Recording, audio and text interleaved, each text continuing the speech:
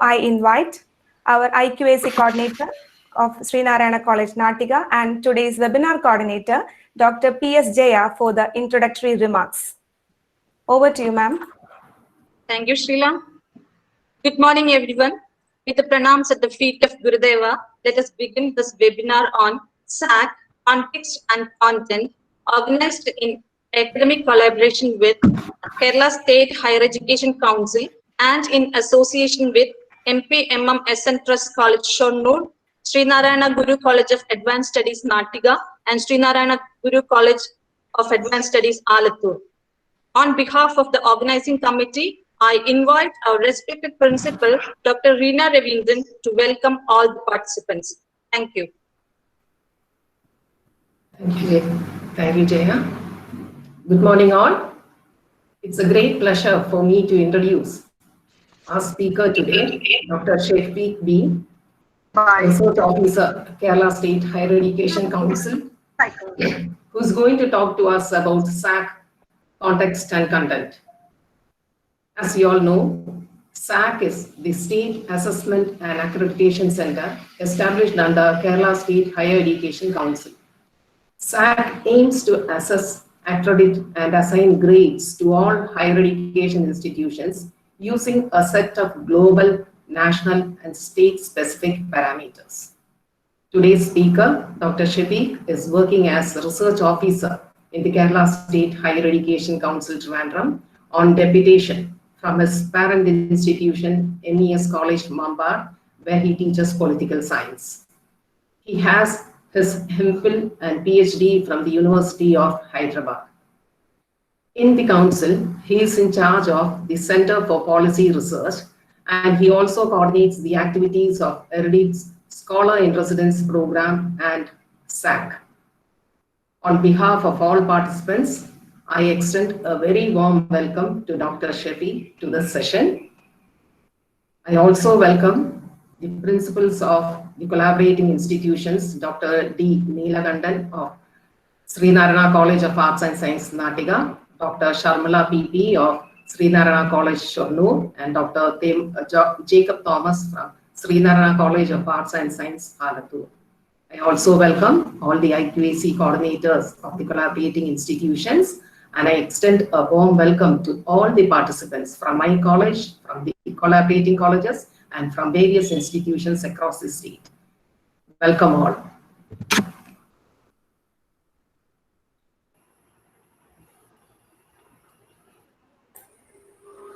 Now I invite our chief guest and resource person of the webinar, Shafiq sir, to handle the session. Welcome, thank you, sir. Principal Dr. Reena Ravindran, Coordinator Jaya, Dr. Jaya, Dr. Srila Krishnan, and all other organizers for giving me this opportunity to have a presentation on State Assessment and Accreditation Center. Am I audible? Oh, okay. Yes, sir, you are audible. Okay. So I know that, for most of us, for teachers, this whole business of assessment and accreditation is not a happy thing. Most of us are not happy with this process because it's such a tiring stuff, which takes most of our time, precious time, which we have to use for the academic activities. But as of now, to put it in a very plain manner, we don't have any other option. As all of you know that education is in concurrent list, and most of the rules and regulations are being stipulated by the UGC and other higher education agencies. If we take the case of our appointment, our promotion, if the conferment of autonomous status, everything is being, the condition or the criteria for all such process have been stipulating by the UGC. And latest trend is that for the last 4 or 5 years, even for funding, now the UGC and MHRD has started to come up with lots of criterions, and the most important is accreditation. All of us know that, for the first time, the RUSA funding has been extended to aided colleges in the state of Kerala. But we cannot give it to all aided colleges or all affiliating colleges in the state, because the central government and the RUSA has made it very clear that it can be provided only to those colleges which has a NAC grade of NAC grade between 2.5 and 3.5. So that means, the accreditation has become a mandatory criteria for getting funds, for getting projects, for getting new courses, and for everything, related with our academic activities. The accreditation has become a very major criteria, and none of us could live from that. If we don't want to follow such rules, then only one thing is that we won't be anymore getting new courses, new programs, and also no new funds. So that's why all higher education institutions have taken it as a challenge to undergo the mandatory assessment and accreditation process. And most of our institutions in the state in the state of Kerala have already undergone, I mean, at least in the government and aided sector, have undergone the mandatory assessment and accreditation. So if I were to speak my personal opinion, I'm not a great fan of assessment and accreditation, and I don't think that this would ensure quality, access, equity, and excellence in the higher education. But as of now, we don't have any other options or any other alternative to propose to check the quality, to check whether the academic process, infrastructure, everything is on place. So in a way or the other, let me put it in the very beginning that we are forced to follow this thing. Secondly, most of you must be thinking one thing, we already have a well-established NAC. Then what is the purpose and relevance of SAC? So that's a very valid doubt, valid concern, that comes to all of our mind. So I think I should move to a couple of slides.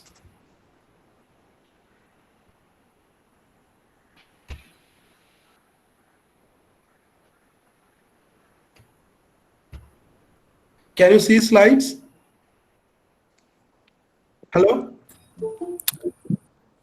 So it's not visible yet. Let me check. Yes, it is visible, sir. Yes. Okay, fine. Oh yes, yes. In 2012, UGC have come up with a mandatory assessment and accreditation of higher education institution regulation, which stipulates that all higher education institutions in the country must have an accreditation if they complete 6 years or to the completion of 2 degree batches. So in that sense, all the institutions, whether in the aided government sector or even in the self-financing or unaided sector, must have an accreditation. And in 2018, again, when the UGC have revised that regulation, it said that UGC cannot, do all the assessment and accreditation of all 40,000 plus higher education institutions in the country. We have around 1,500 higher education institutions even in the state of Kerala itself. So in that sense, it is practically impossible for an institutions like NAC to assess and accredit all the higher education institution. And NAC was proposing that there should be more accreditation agencies that would do the work of the NAC in different states, government in different states. So that, in fact, open up a chance for the assessment and accreditation institution like SAC. In fact, in early 2012 itself, then the Higher Education Council took some initiative to come up with a center named SAC, so that the one of our prime objective was to train the higher education institutions, to make all our higher education institutions ready for the NAC grading. That means to train and give guidance to all higher education institutions in the state to go for the national level accreditation. That was the primary motive of the SAC. Because in our Kerala, out of 1,500 institutions, majority, that means 80% of the total higher education institutions are in the self-financing sector. So it is a very big policy challenge before the government to make them prepare for the NAC accreditation. So that was the original idea why we have established SAC. But when National Education Policy was introduced, the draft of the National Education Policy was introduced in the last year, there comes a new opportunity for the assessment and accreditation institutions like SAC. where the national education policy, we all know that there are a lot of apprehensions, lot of concerns, lot of criticisms that many of us have shared about national education policy. But the point is that one of the areas where nobody has criticized or nobody has questioned the NEP is regarding the assessment and accreditation. If you read whole 400 plus pages of national education policy, you can see 154 references on assessment and accreditation. This new education policy, which is going to be on track in another few months, is giving very much importance to the accreditation process.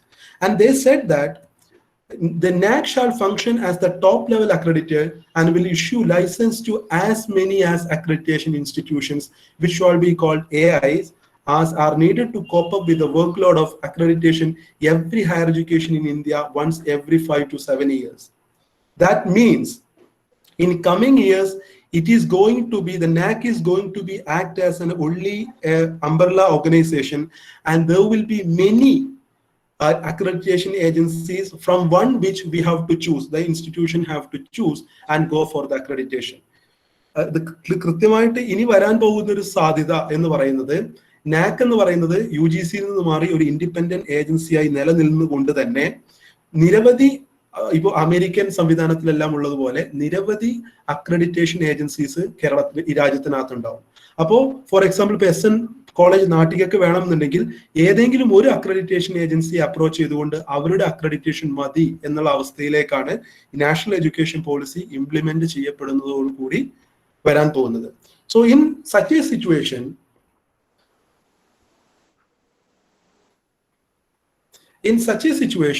what is going to happen is that the SAC can be one of the accreditation agencies in the country which will be like any other accreditation agency. So in coming years, we expect that SAC will be having equal weightage as that of NAAC, because NAAC is going to be only an umbrella organization. And one advantage of Kerala institutions is that the criteria, the key indicators and metrics that we have prepared for SAC would be very much useful or will be very much helpful for the institutions set up in the state of Kerala. So in Kerala, go for the accreditation and assessment in SAC, then there will be a better chance for getting better points than if they opt for any other accreditation agency. So in that sense, in coming years, SAC is going to be the pioneer assessment and accreditation agency in the state of Kerala. So that comes my first reply to one of the most important question that comes all of your mind. I'm sure that whenever we go for any meetings, whenever we go for any discussions on SAC, one immediate question that we receive is why SAC when there is NAAC? So the simple answer is that NAAC will be going to be a very umbrella organization, and the license will be issued to many accreditation agencies, and SAC will be one of the accreditation agencies licensed by the NAAC to do assessment and accreditation anywhere in the country. So this is my first point that I want to make. And one important thing that I wanted to remind you, I mean, in the beginning, I have mentioned a few points on the importance of the assessment and accreditation. And I'm sure that, most of our aided and government institutions should know the relevance as of now. But even for the self-financing institutions, now the government is thinking of making the assessment and accreditation as a mandatory criteria to give new courses, to give NOC for new courses and program of study. That is not just the point. The point is also regarding the funding. Earlier, we know that there was a blanket funding for whole higher education institution. If government has 100 crore to distribute among different institutions, then there's a horizontal, we call it as a horizontal kind of type of funding where every institutions were given grant. But that days are over now. Now, it is performance-based funding. Performance-based funding means that if you can perform, if you can ensure perform, or if you can assure that your institution have a potential to perform, then only you will be getting funding. And as of now, only criteria to assess your performance is, fortunately or unfortunately, is the NAAC grade. So that's why the RUSA made it as a mandatory clause for giving RUSA fund this NAAC grade between 2.5 to 3.5. Recently, one of the professors in a university of Kerala shared me his experience, where he said that one of his colleagues received a 75 lakh funding from a funding agency from outside the country, but he couldn't use that money just because of the fact that his university where he belongs doesn't have a NAAC A grade. We all know that none of the universities in the Kerala has a NAAC A grade. All the universities having a B++, because even the MG University is the toppest, which has only 3.24. That doesn't have 2.36, 3.26. So in coming days, what is going to happen is that you must be having an incredible academic record. You must be have your PhD from one of the world's best laboratory or one of the best universities. But that doesn't alone ensure that you will get funds for doing research in the coming days. The funding agencies are going to check that whether the institution you belong have that credible supporting system that would help you to do that research. So in that sense, the funding itself, even the project funding, will be on the basis of assessment and accreditation. And in that sense, all the higher education institution in the state, from the self-financing to the unaided to the government aided and autonomous, whatever it is, have to have a mandatory accreditation with a credible point number.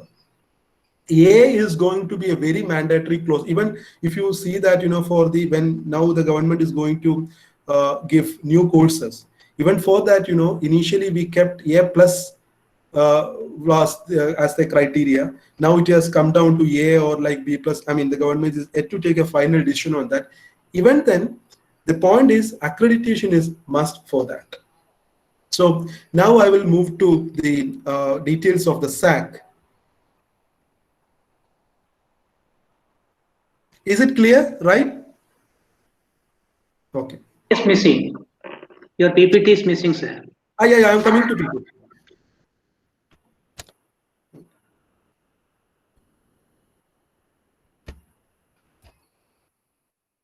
What is the fundamental difference between the SAC and NAAC? That comes a very major question. See, one of the shortcomings of NAAC is that it is having a uniform criterion for the whole nation. If you accredit a college in Delhi or in Trivandrum or in Kochi or in Wayanad, Kasaragod, Idukki, Attapadi or SN Natiga, wherever is the institution, the criteria is same. So most often what happens is that whenever we prepare SSR, those people who are very familiar with the activities of IQAC know that we are forced to remove many of our achievements, many of our programs from the purview of this SSR. That's very unfortunate situation. But the criteria that they set for the nation often creates problems for the institutions which are in the very rural setups. And that's one of the criticisms of NAAC criteria. So we have addressed that concern by, we have taken whole 7 criteria put forwarded by the NAAC, which is very core to it. So no institution can spare from that. So we have taken all those 7 points. Along with that 7 points, we have added another 3 more core values to the criteria. So there would be totally 10, 100 marks each would be for each core values. And in total, it would be 1,000.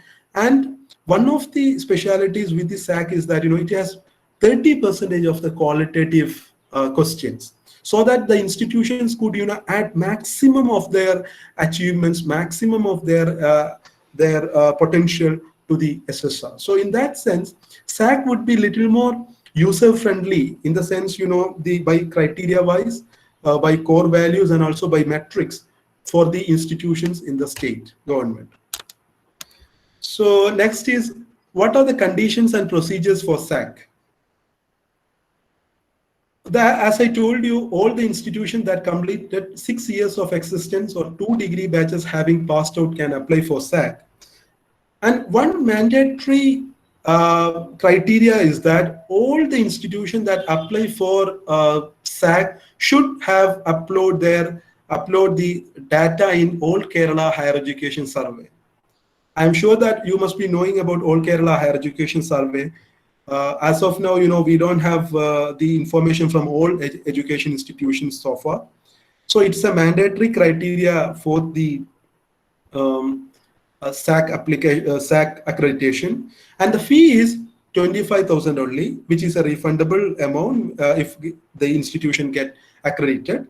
And all other procedures are same as that of NAC.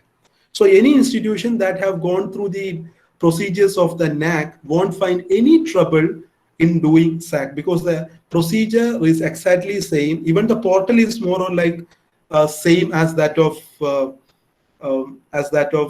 NAC. I will just show you so this is the SAC portal, SATC portal, and this is the dashboard. And if you navigate through it, you can easily find these things to be happening. So there are basically 5 stages of the SAC process. First is, as all of you know, preparation and submission of SSR. In second is peer team on-site visit to the institution, and they will submit their report to the AIC, that is Academic Committee of the Council. And stage 3 is the final. AIC will take the final decision, that is how much grade would be granted for each institution. And we won't stop from there. And from that, we will move to the stage 4, which is very crucial.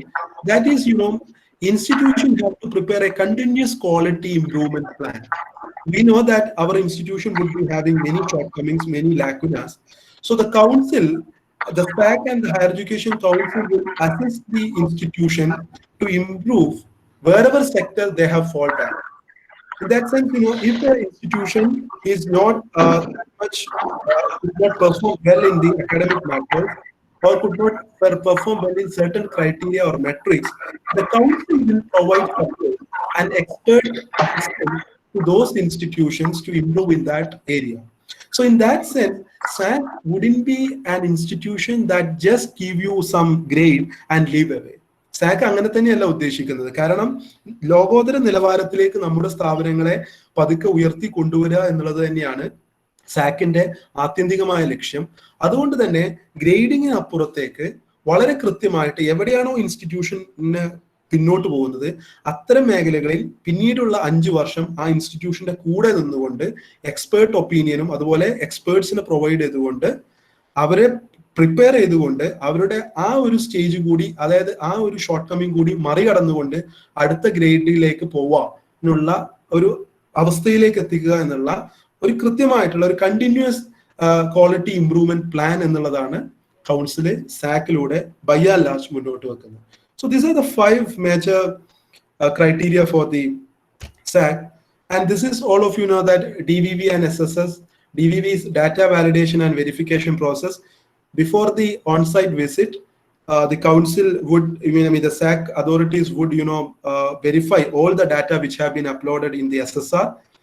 Qualitative data will be assessed by the peer team. Only quantitative data will be assessed by the DVV process. And we also have a student satisfaction survey, same as that of NAC. It is like 10% or 100 response, whichever is lesser would be the number.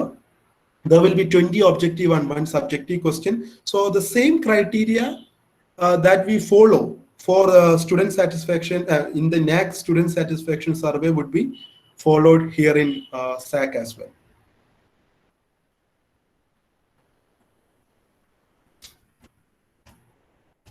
Then is optional metrics.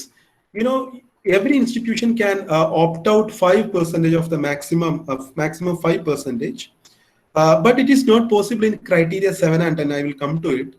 And there are certain essential metrics which you have to add in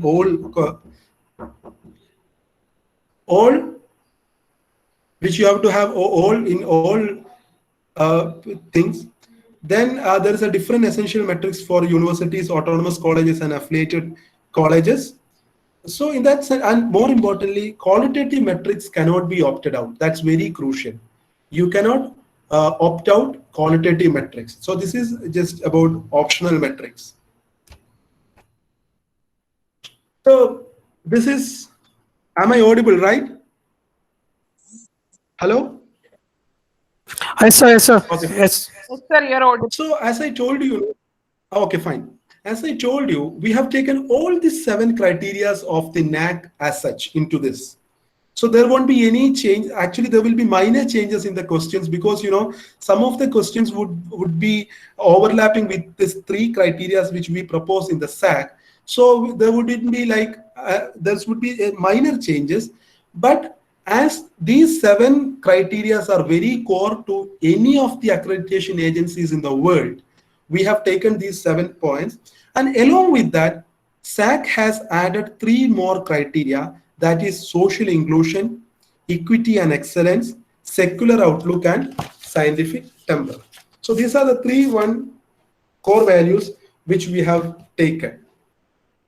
So I am not discussing any of the NAAC criteria because I am sure that all of you should have a very clear-cut understanding of the SAC criteria, core values, and metrics. So I'm not going to the details. Instead, I will be focusing on 3 SAC criteria.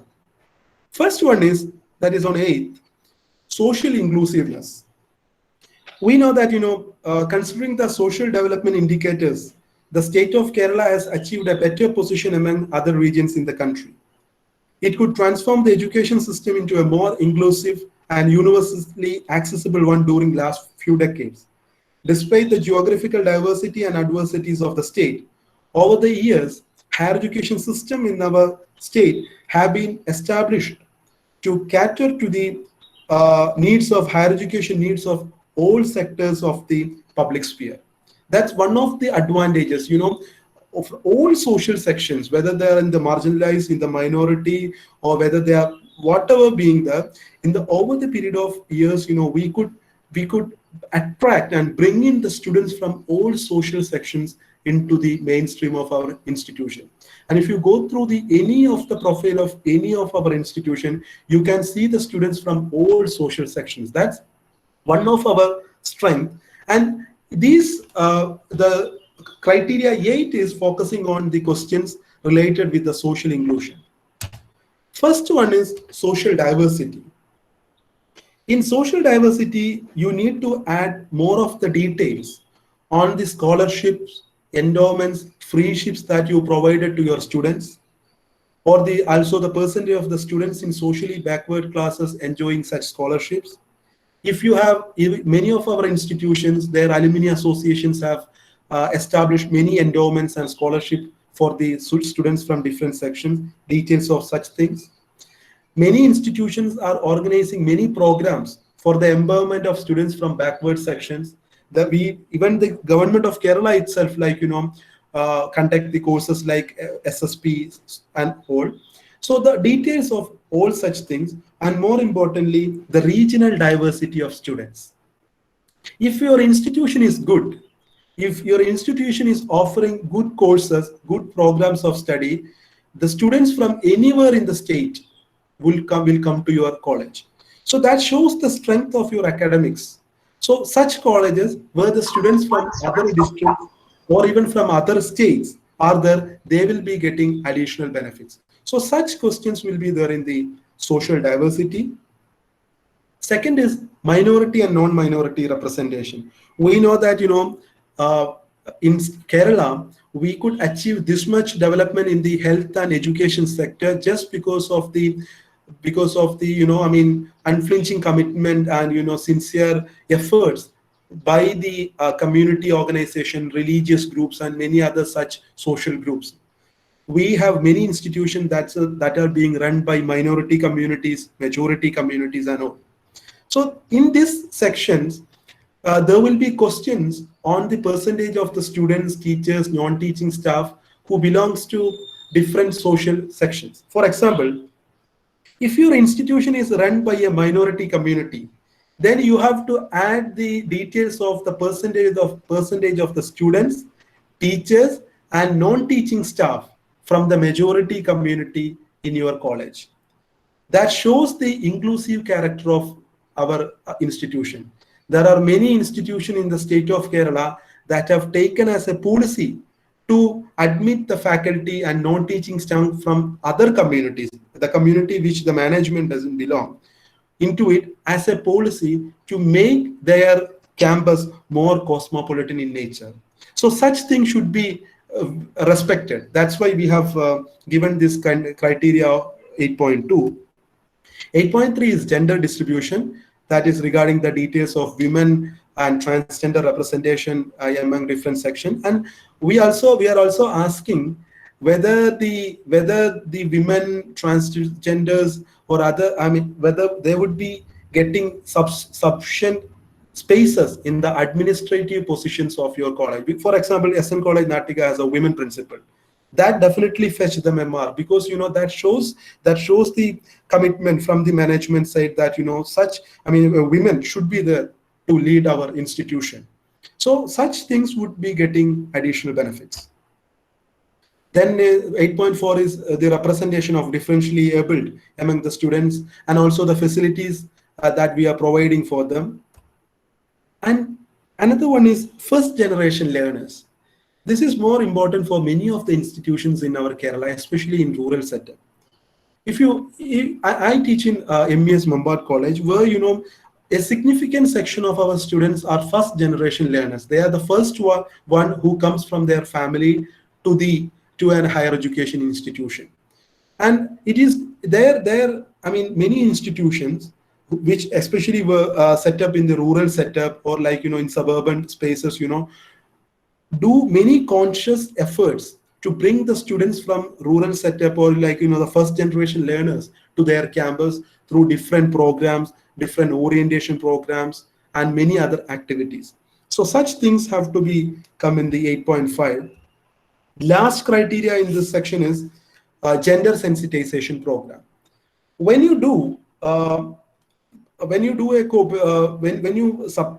prepare SSR for NAT, you often find that many of the programs which you have done in your setup regarding gender sensitization or such programs cannot be filled in the NAC criteria. But here, in 8 criteria 8, 9, and 10, we have given enough space for qualitative data where you can write every single details into it. So here, you can write everything which you have done regarding the gender sensitization of your campus. One important question would be regarding the feedback of students on gender sensitization issues.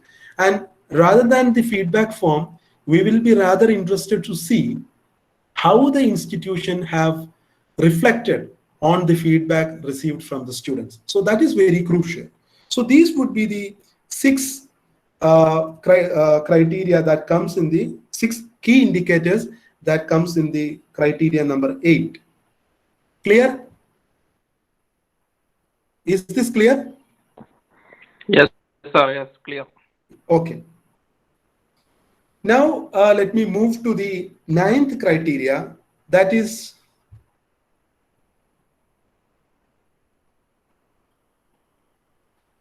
striving for equity and excellence. So that's another area where the state gives prior importance. What about your sleep? If I ask you that is 19 K, equity. you should understand regarding the sleep. Hello? You get good sleeps when the production of Hello, everyone is kindly requested to mute their microphone. Yes, come on. Kindly mute your microphone, please. Okay, let me move. Production of melatonin. And if you're not able to sleep, you have to avoid the blue lights. Excuse me. Try with coffee, tea, and alcohol, and also avoid the people, especially after evening. Is that a question to me? Remove social matters. Don't Hello, discuss with somebody anybody. He's has not muted the microphone. Sorry for the disturbance. Can I move on? Yes, sir. Okay, fine. So see, next is equity and excellence, which is like, another very major focus of the Kerala state higher education, where almost all our institutions are doing really good, which has not been, that much, which has not get that much importance in the NAAC criteria. Equity in education is reflective of achievement, fairness, and opportunity in higher education. The success of the education system is determined by providing an environment for education where the social backgrounds and financial status of a student shall not interfere with his or her potential in academic success. In similar terms, an education system shall strive to provide a comprehensive standard that is equally applicable to every student. We are giving institutional performance in quality terms are determined or influenced by various factors. So we are giving prior importance to this this particular question.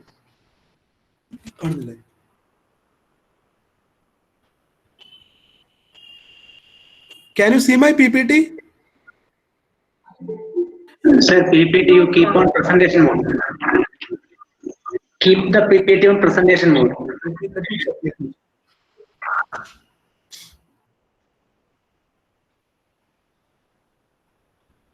Once.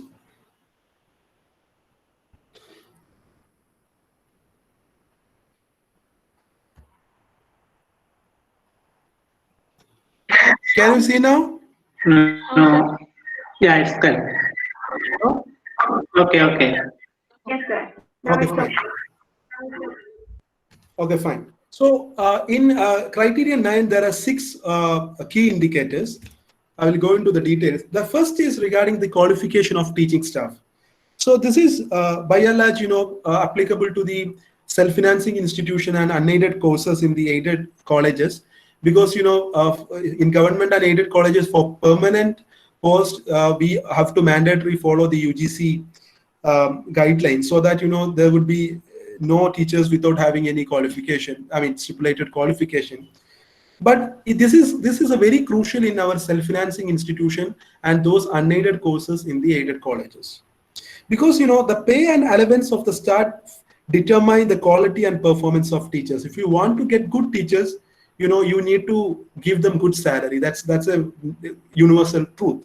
So in that sense, this particular question have to be, have to have a details on the qualification of the teachers and also the salary which they are getting, especially in self-financing courses.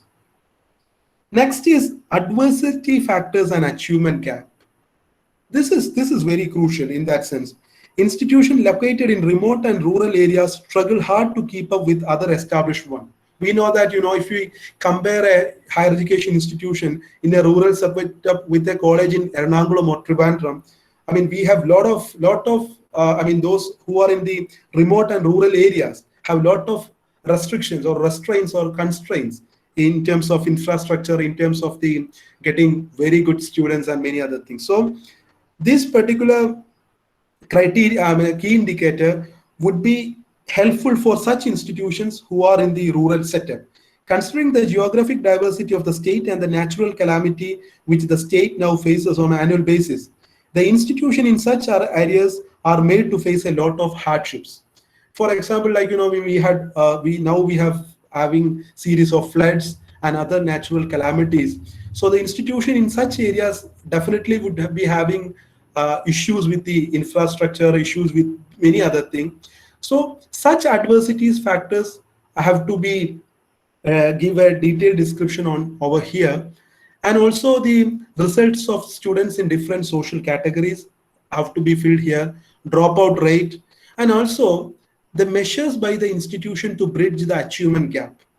We know that in many rural setup colleges, the students from certain background, the students who comes from different social backgrounds could not rise up to the level of our expectation often. So we are forced to do many of bridge programs to bring them to the center stage, and many of our institutions are doing it. So such things have to be given the details, and also the details of those students enrolled in Walk with Scholar, ASAP, SSP and all. Third is for the cultural heritage. This is for those institutions which has set up before 70 years or above. And here, they have to give the details of the measures taken by the management or the institution to conserve and maintain their repositories. Because if you just take the case of a college like CMS, which is having like 200 years of old, I mean, they have their own, many of the repositories like books, the old books, old magazines, old buildings, many such institutions are there in our state. So that will be getting an additional weightage. And how are they sensitizing the community regarding their repositories? How are they sensitizing or having a linkage with the community in terms of this? Next is nature of admission, how the students are being admitted in reservation categories. Even there are colleges in Kerala which take students in the management seats with considering the merit. So such things will be getting beneficial over here. Then the democratic process, which we give very importance, students union, staff union, the representation of the students and teachers in the administrative bodies, feedback system, how this institution responds to it, academic mobility of students, etc. Such things will be coming here. Last is outcome-based education. Now the outcome-based education has become a mandatory clause for accreditation even among NAC. And here in Kerala, under the auspices of Kerala State Higher Education Council, all universities are now moving to outcome-based education model. Kannur University has already moved.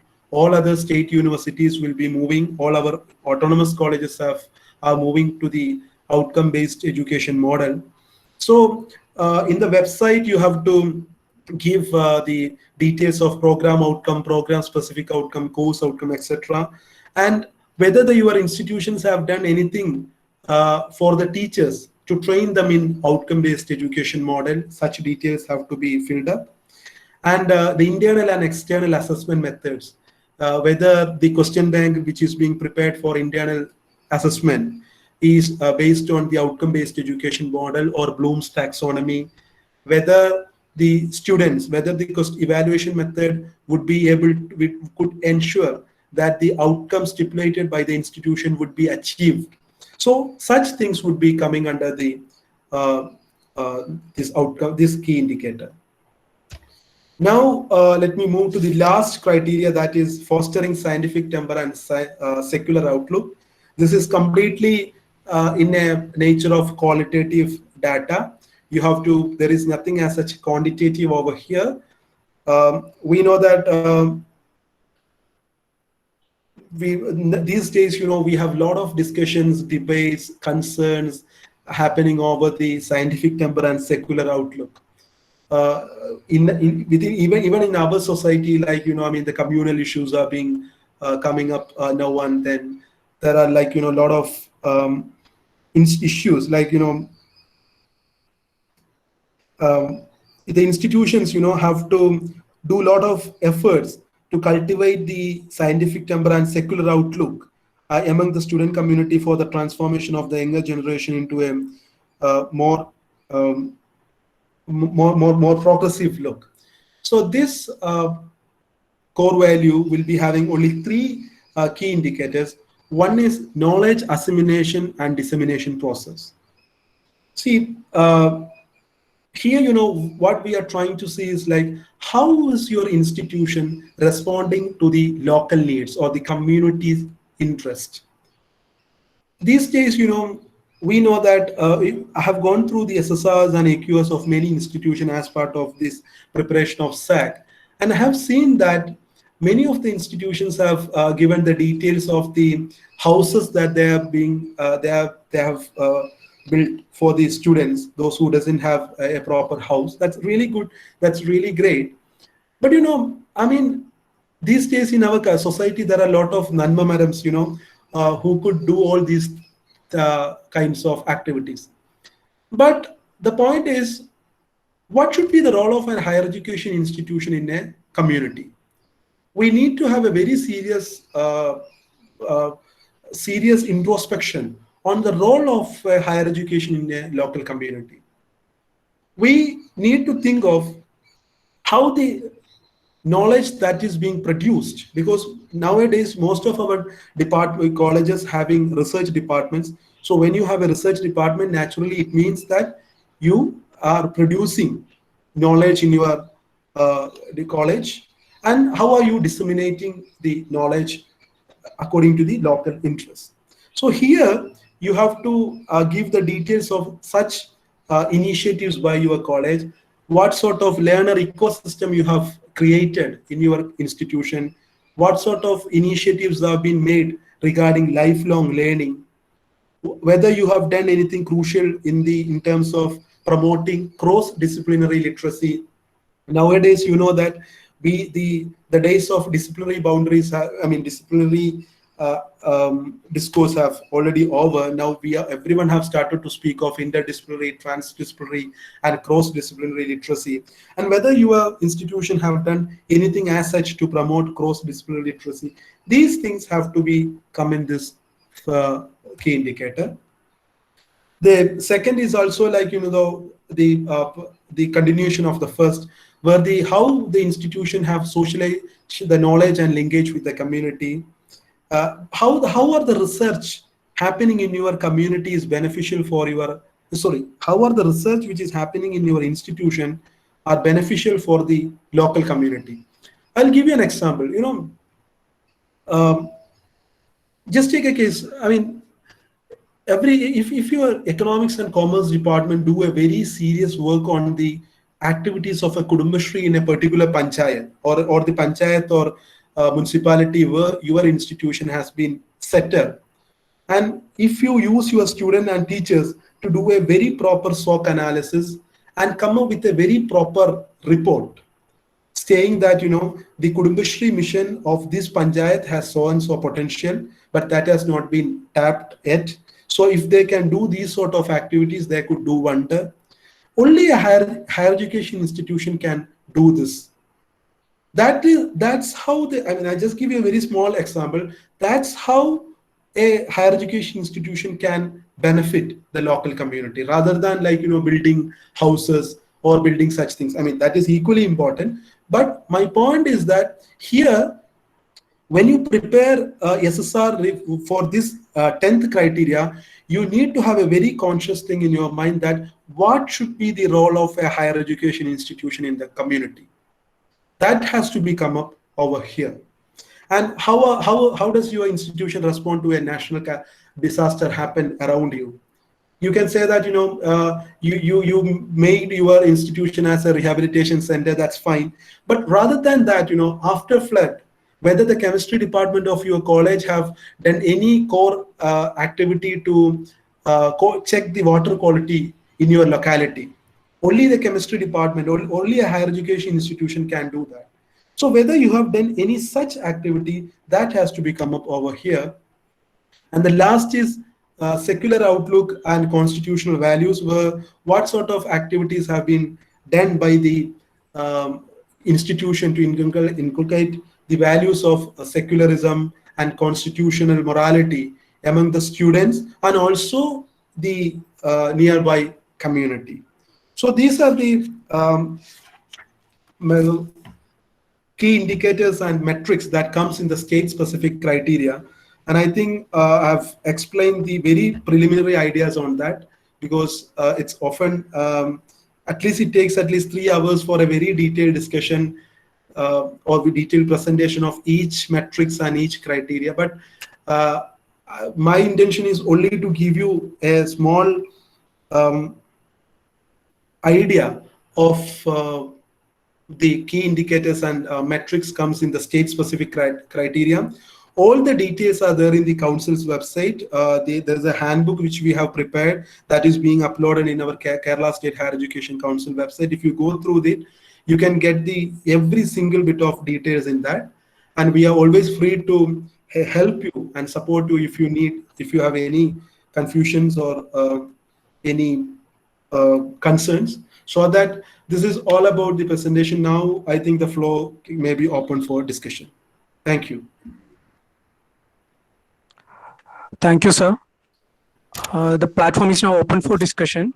Participants can now unmute yourself, or you can post your queries or questions in the chat box. Okay, Shafiq sir, one question. Yes. Shall I ask? Yeah.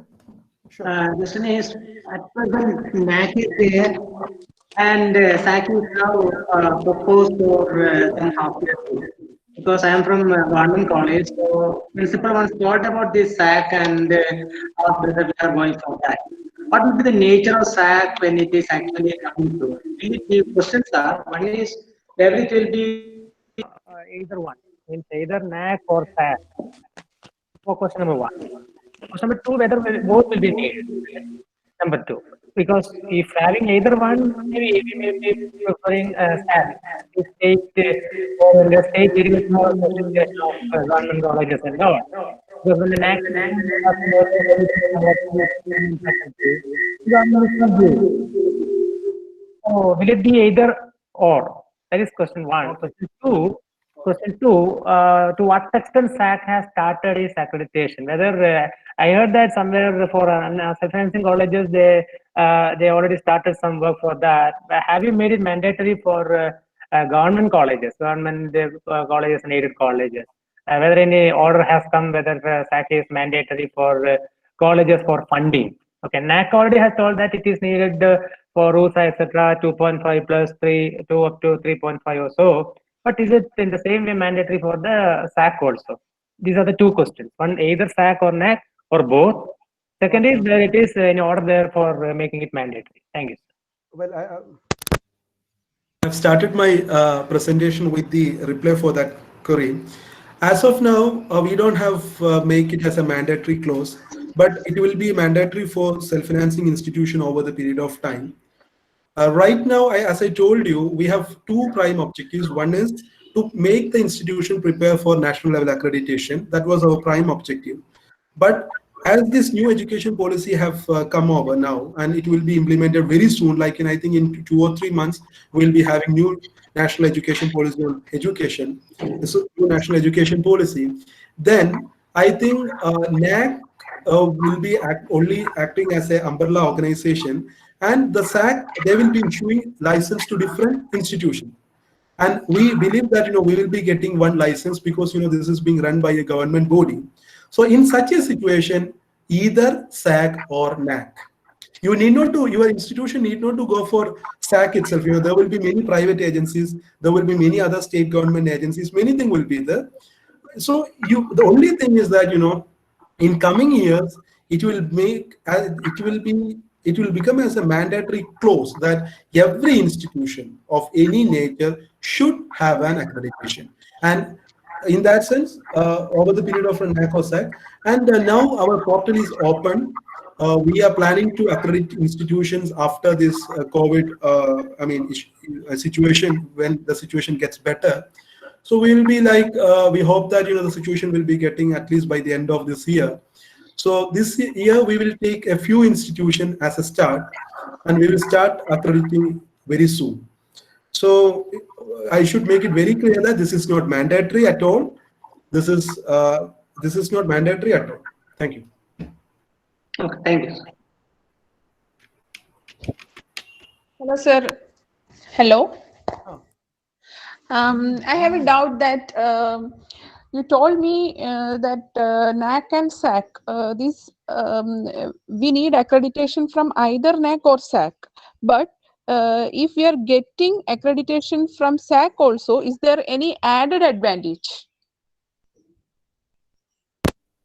Definitely there will be added advantage if you apply for NIRF ranking or any other ranking. And I think even if for the NAC, there are questions like whether you have any other accreditation, because these days multiple accreditation is being promoted globally.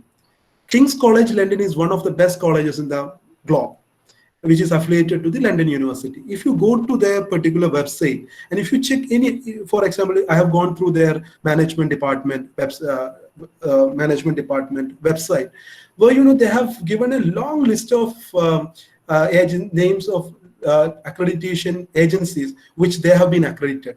So globally itself, multiple accreditation has become a trend, and that shows the strength of the institution and the department, strength of the department if it is engineering college courses or like professional courses.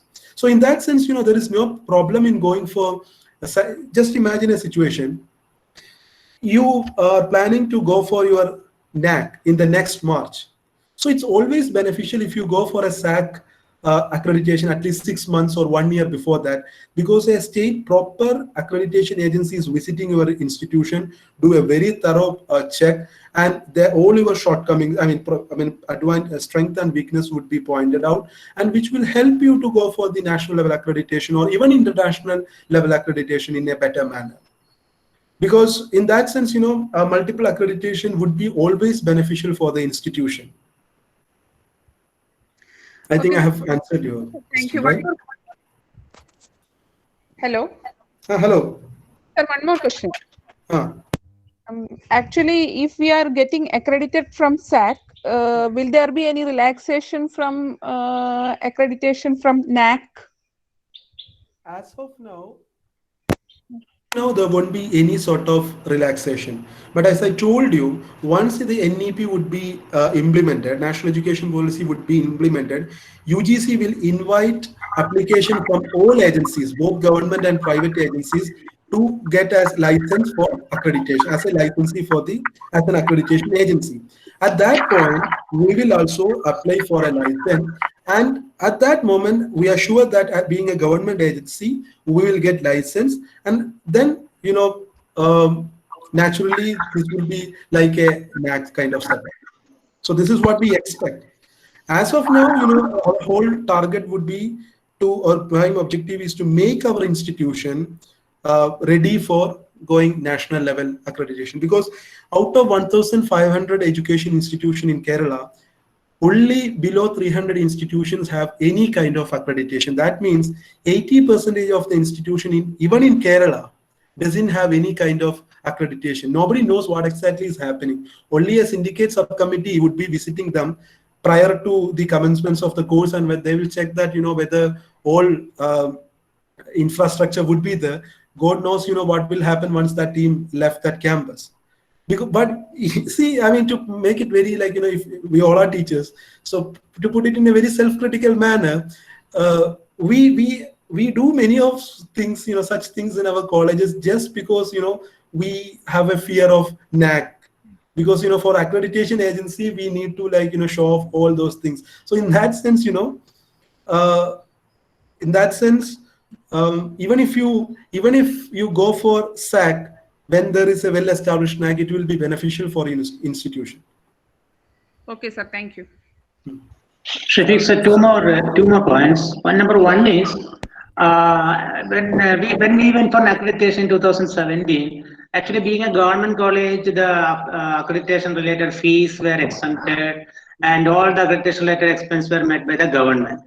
I think when the SAC is coming out with the procedures, that kind of relaxations and concession will be there for government colleges, right? That is question number one. Question number two, when we had accreditation, the last one, even now we are not actually clear about why we got a lesser rank than what we expected.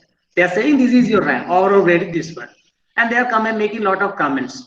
But my humble opinion is there should be a very objective and rational criteria as to why a particular institution is getting some rank. We should be able to assess it. Often what is happening is that personal choices, say for example, Mr. X is going to this college for accreditation or Y is going to this college for accreditation. There are all chances that two will be assessing the same institution at 2 level with the 2 points. Because it is objective. Even though we are saying that it is objective or with some scores are there, how that score is given, there should be as much as possible. It may not be possible to 100%, but it should be made objective to the most possible extent. So that an institution, say for example, our college is going for accreditation at this point, we should be able to get our rank. We need not wait somebody to after a visit. Okay, we may go for visit for official confirmation or official declaration.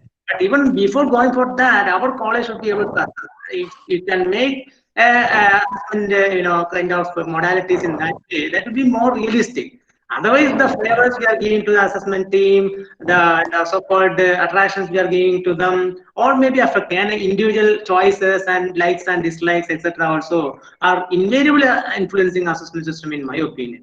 So make the criteria. So you mentioned about so many criteria and conditions for assessment, but my opinion is it should be made more rational, more realistic, and also more objective. Otherwise, it is, as you said in the beginning, me also personally may not be agreeing with this kind of accreditation. So, to what extent KSHEC may be, trying to bring that kind of assessment criteria?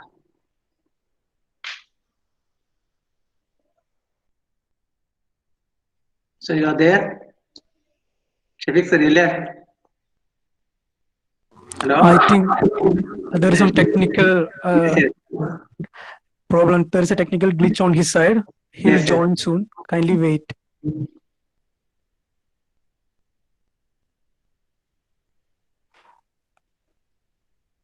Sorry for the disturbance. I think there is a technical glitch on his side. He will join soon.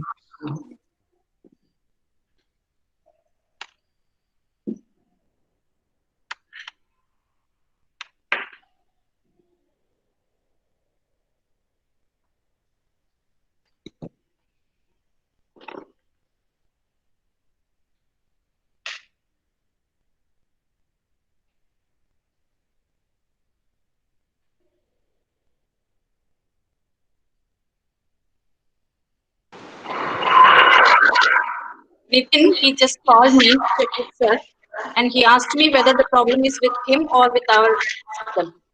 It is with Shafiq sir. Okay, I told him so.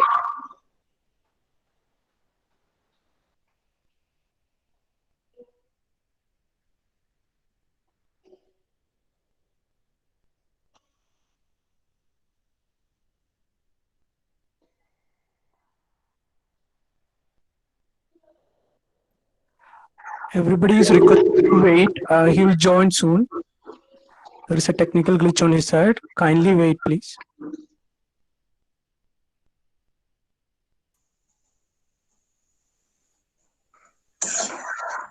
In between, can we ask a few doubts, sir? Madam, to me? Yeah. Is Yeah. SN College going into Better we can have a discussion Yeah. Is SN College among going into ourselves. No, We can myself have a from discussion government among college. ourselves. Yeah, that was a fine. That was a fine. Is In SN fact, College no. It is government college Manjeshwaram, Kasaragod district. Okay.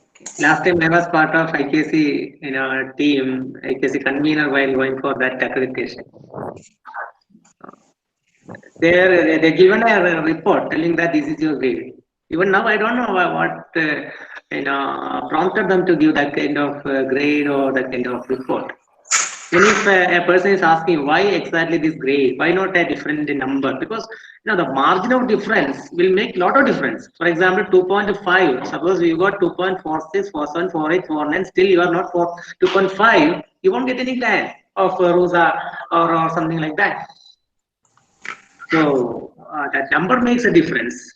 And even I have plenty of experience with other teachers, other colleges, where this NAC team, that what kind of expectation that they are having when they come to colleges, particularly government colleges. Say, for example, an aided college or an unaided college may be able to provide whatever they are asking for, whatever they are expecting for. They should realize what a government college is.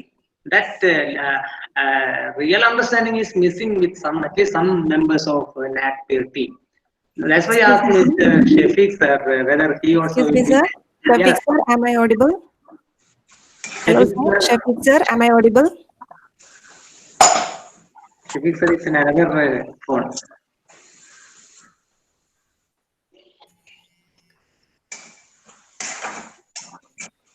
Dr. Sajindran, can you hear me? Yeah, sir. I am a NAC assessor. I've been listening to all your discussions. Yes, sir. For your clarification, I'll give a procedure which we follow. While I think the others can please mute for a moment. I'll just tell you why your score has gone down.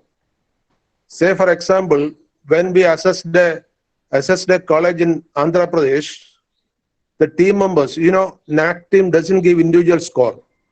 NAC team at the end of the visit sits together and together they decide the score and that is given, not like other agencies. No individual scoring is there.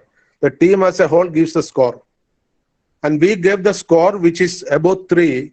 That means the college would have expected A. But when the final result came, the result was 2.6 only. And the college went for appeal. You know, NAC appeal can be given. And ultimately, we have found that the score has gone down because after the team gives the rating, the Apex committee at the NAC has a sitting where they discuss the SSR and the comparison of the score which the team has given with respect to the SSR strength. And in that particular college, the SSR was not that strong. What happened really is, after the SSR was submitted, they have improvised the college very highly within 2 months. And when we visited the team for assessment, the college was well off, and that is why we gave A+ score to them. But that was not accepted by the NAC Apex committee, and their score has gone down. Of course, the college people were very Excuse me, sir. Yes.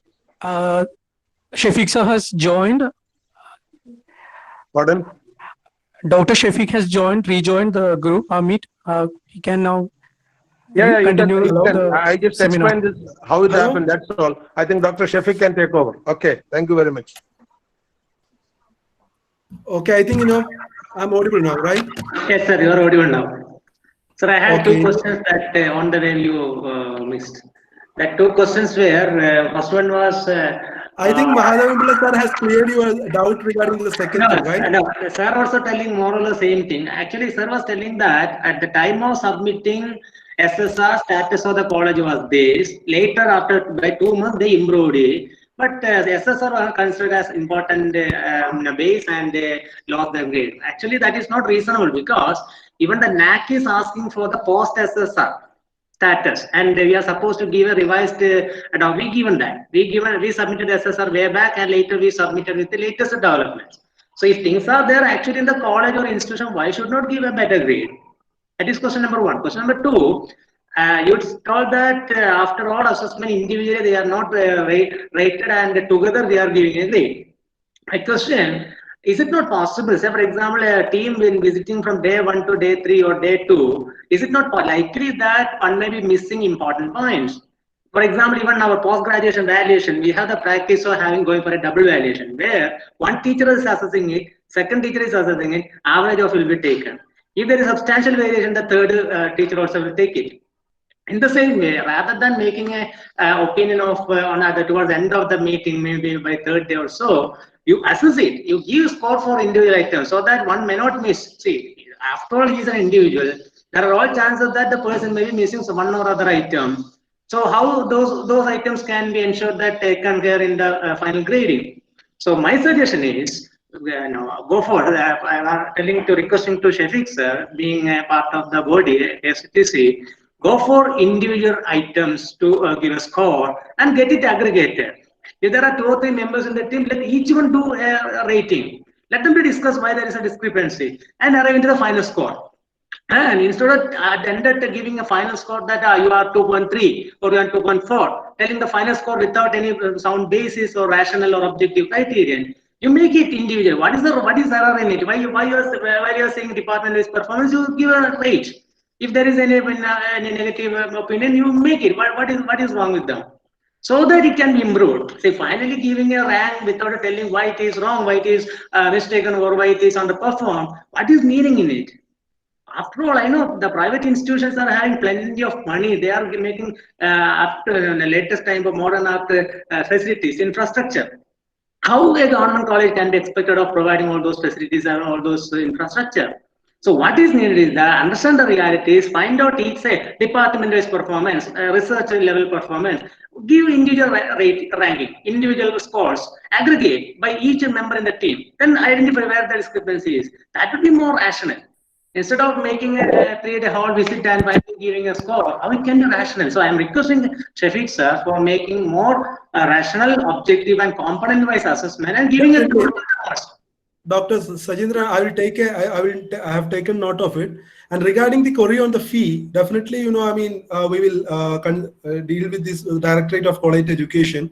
And I think, the fee for the government colleges will be waived off as it is, a government agency. So that's the first thing. And regarding the second thing, I think Mahadevan Pillai sir has replied regarding your why your college have lost didn't get the point as you expected. Then regarding the aggregated kind of evaluation, I will definitely take this to the council. Thank you, sir. Thank you very much. And also thank Mahadev sir for sharing your ideas. Thank you, sir.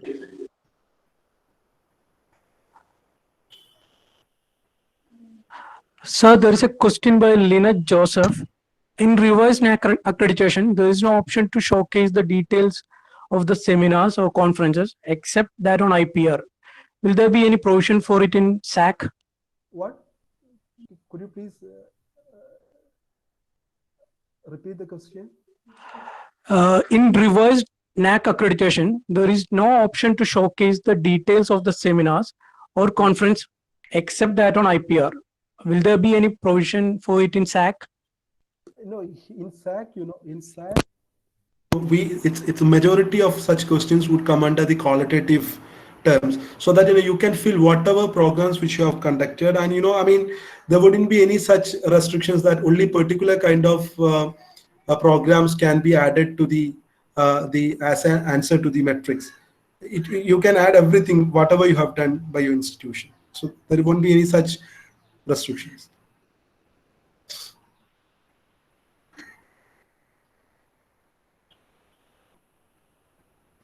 Any other questions? Sir, there is another question by Neetu Jodis.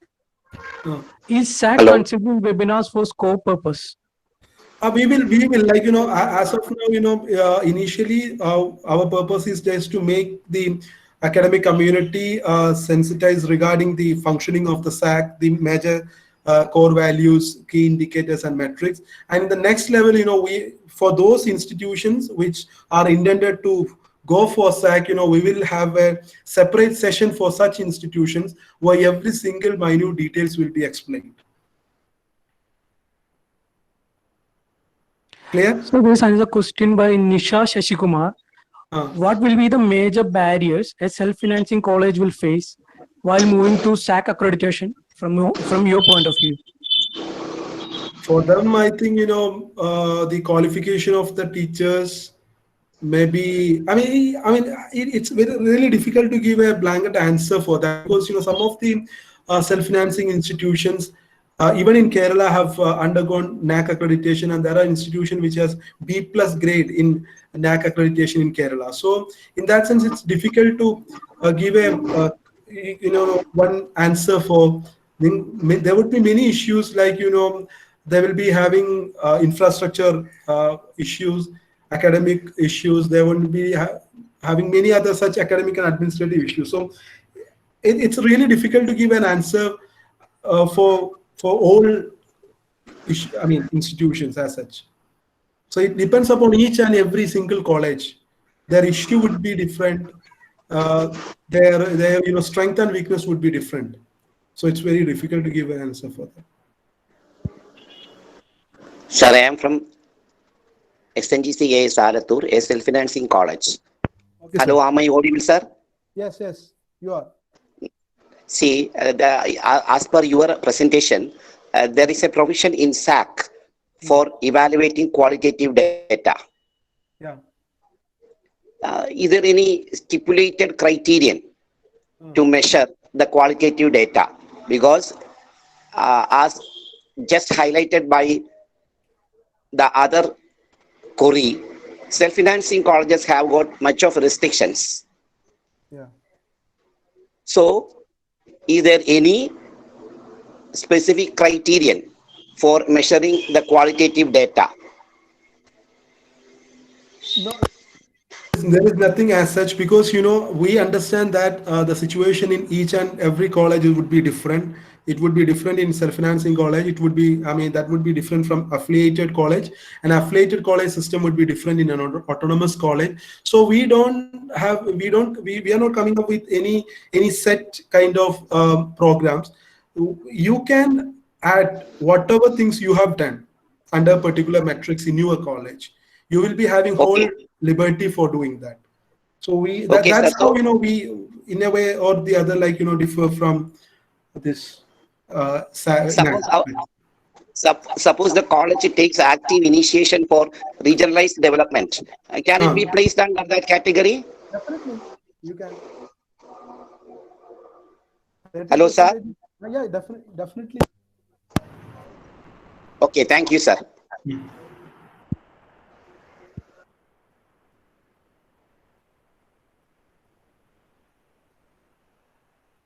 Any more questions?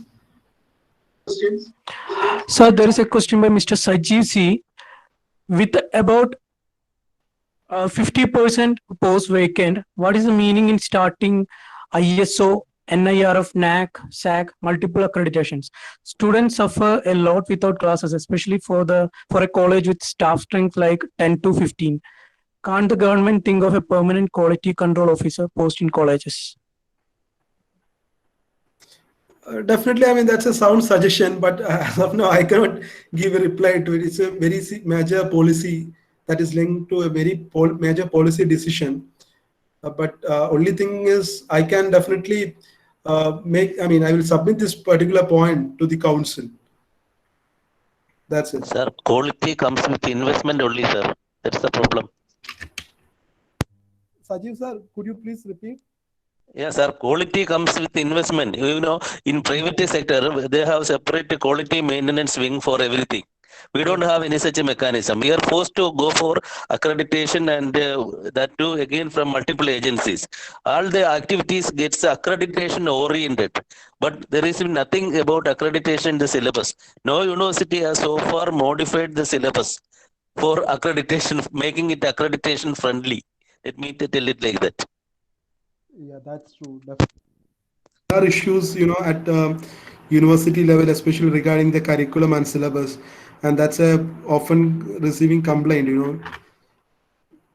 That's true. Shafiq sir, let me give you one more idea or suggestion. So in fact, NAC is expecting innovative practices, modern practices, etc. So they have so many fancy names for that. But you know, colleges are asking, what would be innovative practice? Of course, we have to innovate, no doubt on that. I would be suggesting, KSHTC can develop, different types of models of innovative practices and better academic practices, etc., which can be followed for the colleges and institutions. Often, for example, the way in which we are providing support for the students for getting a job or getting a high quality academic environment, etc. Most of them can be shared. That is one thing. For example, though we had a plan to have a cluster concept among colleges, that did not materialize. Resource sharing is not at all taking place. We are spending crores of money, maybe in one college, and lose missing amount for other colleges. So KSHTC can do a lot because resource person like you are there. So definitely you can come out or develop working models which can be followed for the colleges, so that the system will improve. Now, rather than one college alone doing practice and others are struggling to find out what may be the better way for them. Some standardized procedures, some common procedures with some quality contents in it can be definitely worked out. And also some resource sharing kind of mechanism also can be developed. Thank you, sir. Make a note of it, sir. Any other question? So there is a question by Nandakumar sir. What will be the role of self-finance management in SAC? What? What is the role of self-finance management in SAC? Management doesn't have any role. I mean, in fact, I don't understand that question properly. What does it mean by the role of management? Nandakumar sir, if you're here, you can directly ask questions.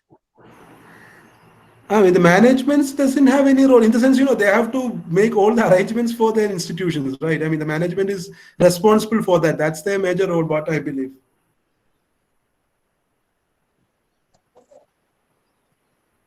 Clear? Hello? Nandakumar sir, you are not audible. Nandakumar sir, you are not audible.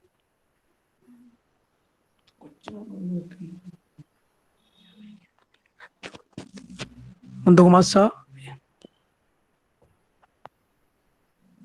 I have seen a question from Sauberi VK. Can I reply to it? Yes, Okay, sir. I mean, the question Yes, is, who will be the members in the SAC? Is it same as SNAC, like VC as chairman, principal as other members, etc.? Will they be from Kerala? What efforts are second? The thing is, like, the SAC will be almost like NAC itself. We will be like having experts from outside the state, also the experts from within the state. What efforts are taken by SAC to ensure transparency in assessment irrespective of any politics? Because the see here the criteria, metrics, everything is very well written, and we will, as I told you earlier, we won't be stopping the connection once we declare your results. There will be a continuous assessment program. So that means the institution would definitely came to know how they got that particular point and where they went back. So in that sense, transparency issue won't be there. This expert team will be same as that of NAC. But I don't. There will be 3 members. I don't think all the 3 will be from outside the state. One will definitely be from the outside the state, and we have a very good pool of academicians who have already very well having very good experience in NAC peer team members and everything within our state itself. They will be definitely used as the SAC peer team members. And there will be training programs for the peer team members and how the things will be taken. Everything will be coming under the later stage. Okay, sir. So what is the eligibility criteria to become the SAC member, sir? What? Yeah. What is the eligibility criteria to become a SAC member, peer team member? That has not been defined yet, I guess, because we haven't reached to that level. But this is our basic larger understanding. The thing is, obviously, the senior professors, and we have a good pool of. We will be like developing an academic volunteer bank in Kerala, where all the expertise of very senior faculties will be used. As I told you, there are a lot of faculties, there are a lot of academicians who have very well expertise within working with NAC. They will be definitely used, and we will also get people from outside the state for the as peer team members. Thank you so much, sir. What? Thank you. Okay. So, Sir, if Rajesh we has apply for asked if SAC, we how applied- long it will take for yeah, physical fine. visit? It is asked by Rajesh It's like, Parathil. if you upload SSR and like also submit a fee, there will be visit will be there in like within the 3 to 4 months. It's up to the college. We will coordinate with the college and we will do it.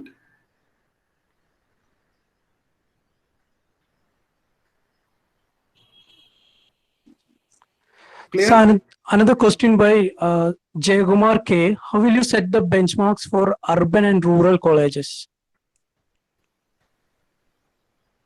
See, it's up to them, because we have like 5% of the opt-out option. So where this college in the urban setup can opt their particular question, or a college in the rural setup can opt out those questions which they cannot answer. So that's how there's a 5% opt-out options are there. And in a way or the other, if you go through the each and every metrics properly, you can understand how it has been set in a way.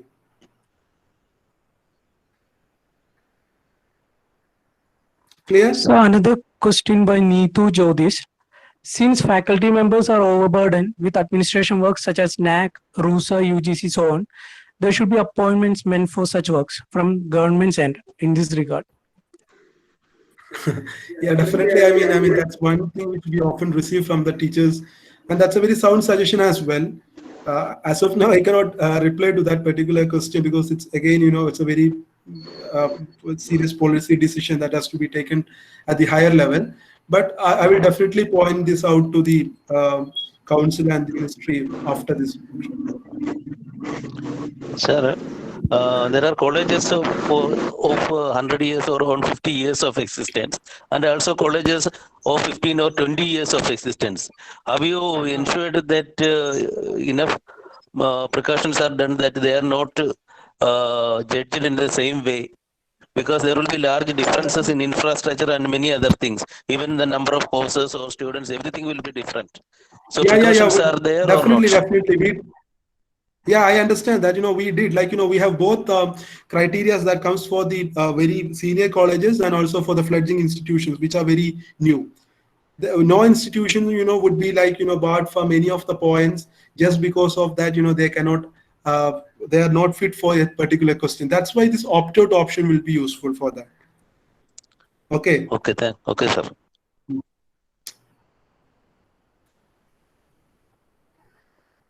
So another question by Sajeev SV. Curriculum to be made accreditation oriented or friendly?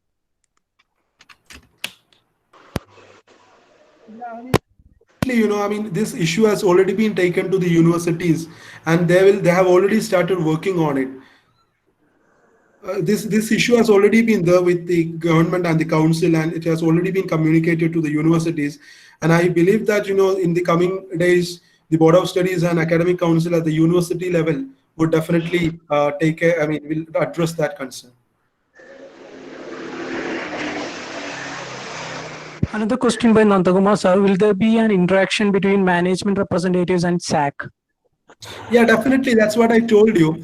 We will be having a separate meeting with those institutions who are intended to go for SAC, in which, the representatives of management, faculty, and the IQAC of that particular college will be having a person-to-person interaction with the officials of the SAC before they start the activities of SAC. So that will be there. We are even planning to visit that institutions before once they apply for SAC to guide them. Next question by Minu Divagaran. Can the assessments be made by unannounced visits instead of prepared visits? It may make a more realistic assessment. The financial burden incurred for each of these accreditation is too much.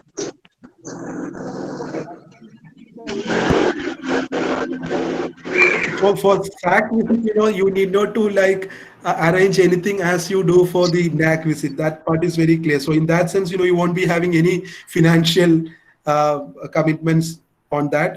Council and SAC will take care of all the expenses of pair team members, and the colleges need not to provide anything as such. So that won't be there.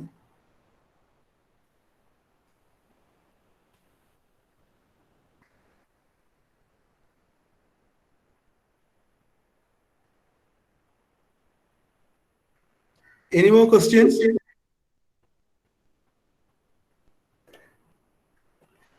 So I think questions are not coming in the chat box. Then let's other participants have any questions to ask? You may ask. You are free to ask. Sir, I put it in the chat box already. Sir, our college is now facing next accreditation by NAC, and we are preparing our SSR now. Is it mandatory for us to apply for SAC before that date? There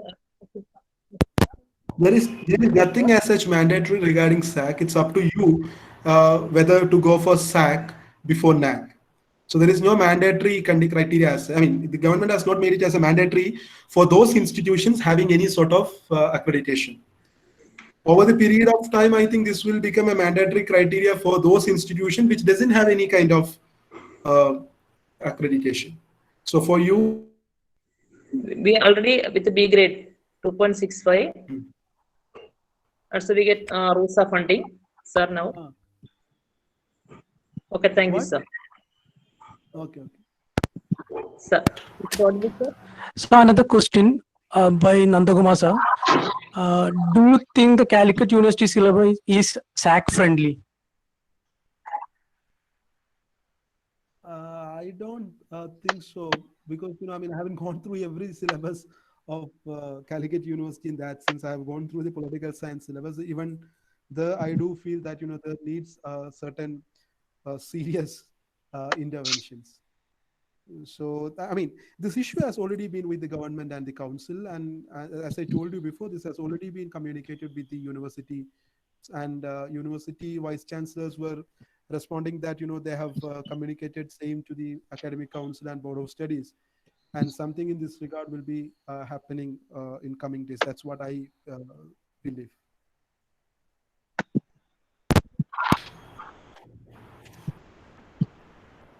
So,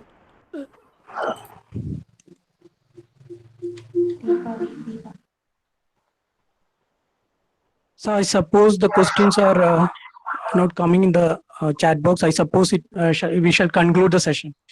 Yes, yes, good. Hello, everyone. Now I invite Principal of MPMM SN Press College, Shornur, Dr. Sharbala ma'am, for delivering the vote of thanks. Ma'am, please. Thank you, Srila. Am I audible? Am I audible? Yes, ma'am.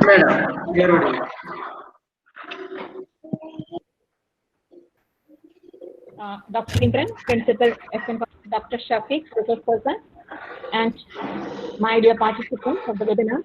A very good morning to all of you.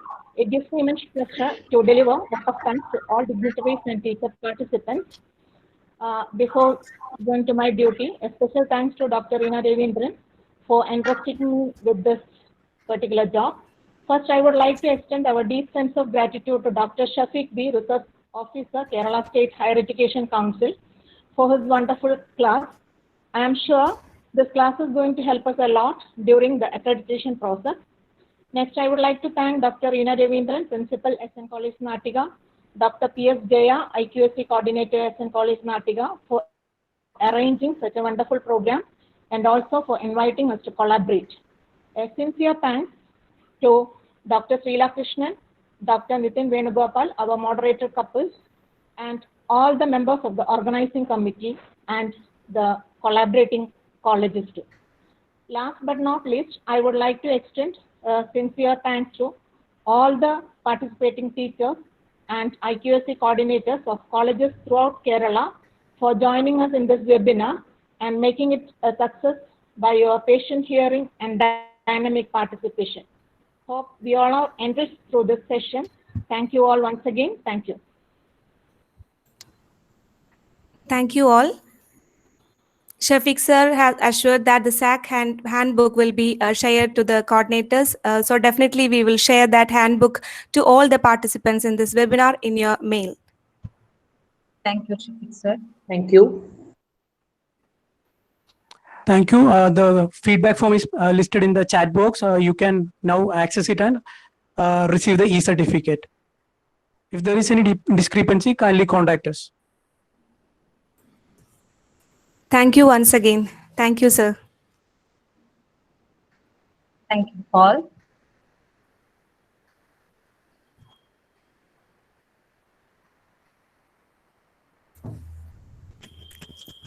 Thank you all. Thank you for joining this webinar. Thank you.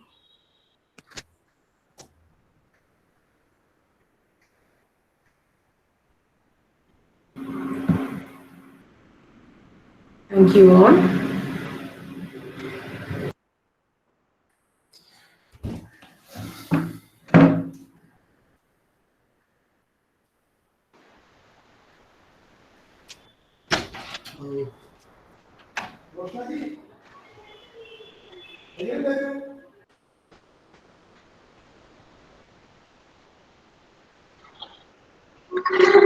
Open ആവുന്നില്ല കേട്ടാ. Feedback form open ആവുന്നില്ല. Srila, please check. Sorry, It's check open now. open on, sir. ഇല്ല. Try again. Try again.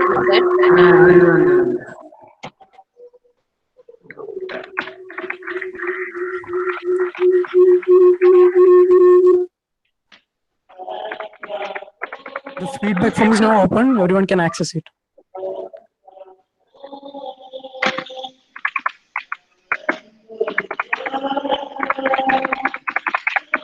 open now, sir. ഇപ്പൊ open ആയി. Thank you for making the session very lively, sir. Thank you. Thank you.